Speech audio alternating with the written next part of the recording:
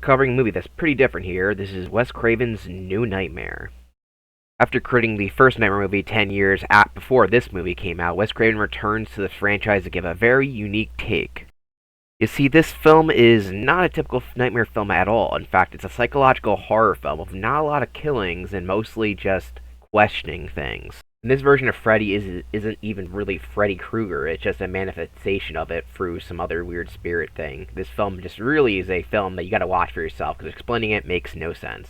This film is not a traditional sequel. In fact, it's about kind of the making of a Nightmare film, where the actors are just playing themselves. About the actress who plays Nancy, otherwise known as Heather Langenkamp, that's her name by the way. This isn't based off her directly though. But it was inspired by a true story of her having a stalker, and Wes Craven thought, hey, that'd make a great film, let's make it about a Nightmare and Elm Street thing, because it's the 10th anniversary, which is what they did. And of course, she's best friends with people from the Nightmare cast, which might be true based on what I've seen in interviews. Like, they actually seem to have a good relationship with Robert Englund. It's weird to see him out of the makeup and as just a normal guy and not Freddy, but, that's kind of cool. He's a cool dude. As a matter of fact, you see him more out of character than in character in this movie, because we actually see very little of Freddy until the very end.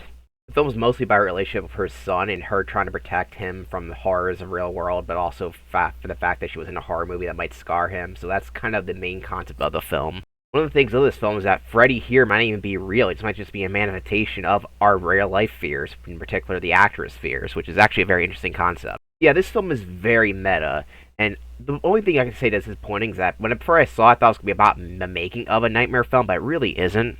Other than an opening sequence and talk about there's going to be a new film, but the script's not even finished, so of course there's nothing really done on the project. So don't go into this film expecting to be about making of a film and the film coming to life, because it's more like just a psychological horror about the script more than anything else. This is probably the best of the Nightmare franchise, well, after the first one, but it's very hard to recommend because it is kind of niche. This film really expects you to know what the first film was like, so if you haven't seen it, it won't really make much sense to you. It really is just a love letter to the original film, and the cast and crew who made the original film. It's a good film with good directing and good acting, but like I said, it's not one I can highly recommend unless you've seen the previous films, or just the first one. And yeah, this has a really nice ending with the script here, and it has a great message. You don't really get it till the end, where essentially you can't really hide the horrors from the real world from your kids, so you might as well embrace it with them, which I think is a great message. This film is good, but like I said, it's harder to recommend to other people if you haven't seen the original film. This is only a film that you recommend for Nightmare fans. It was made for Nightmare fans for Nightmare fans. And I can recommend it if you've seen the first movie, and I set a broken record here, so let's just end this at this. Enough of this competently made horror film. It's time to go to schlock with the next film, which is Freddy vs. Jason. I'll see you then.